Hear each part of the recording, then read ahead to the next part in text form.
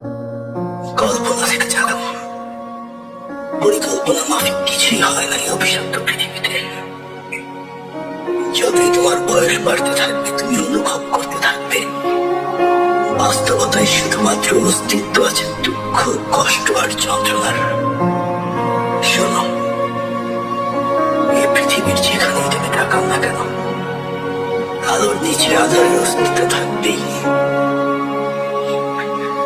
যদি বিজয়ীর অট্টহাসি শুনতে পাও, তার সাথে পরাজিতের আত্মচিৎকার অবশ্যই মিশে আছে। নিজেকে শান্তিতে রাখার স্বার্থপর প্রবণতাই সকল যুদ্ধের মূল কারণ। আর ভালোবাসাকে রক্ষা করতে জন্ম হয় ঘৃণার।